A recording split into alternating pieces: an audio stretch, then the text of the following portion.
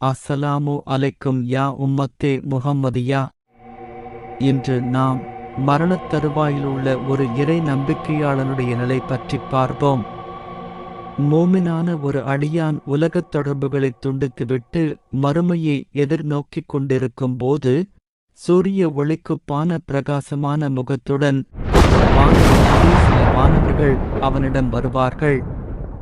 அவர்கள் தங்களுடன் சுவர்க்கத்து துணிகளையும் சுவர்க்கத்தின் நறுமணங்களையும் வைத்துக்கொண்டு அவனுடைய பார்வைக்கு எட்டும் தூரத்தில் இருப்பார்கள். அப்போது உயிரைக் கைப்பற்றும் வானவர் வந்து அவனருகில் அமர்வார். அவனை நோக்கி, நல்ல ஆத்மாவே, நீ இந்த உடலிலிருந்து வெளியேறி அல்லாஹ்வின் மன்னிப்பை நோக்கியும் அவனுடைய பொருத்தத்தை நோக்கியும் செல் என்று கூறுவார். தோல் பையொன்றிலிருந்து நீர் வழிந்து விடுவது போன்று அந்த ஆத்மா வெளியேறிவிடும். அவர் அதனை எடுத்துச் செல்வார். அதனை அவர் எடுத்ததும் அருகிலுள்ள மலக்குகள் உடனே சுவர்க்கத்துத் துணியிலும் நறுமணத்திலும் அதனை வைத்து விடுவார்கள். அதிலிருந்து கஸ்தூரி வாடை வீசும்.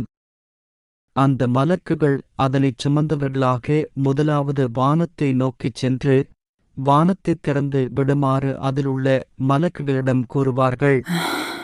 அம்மலக்குகள் வானத்தைத் திறந்து அந்த ஆத்மாவை வரவேற்பார்கள்.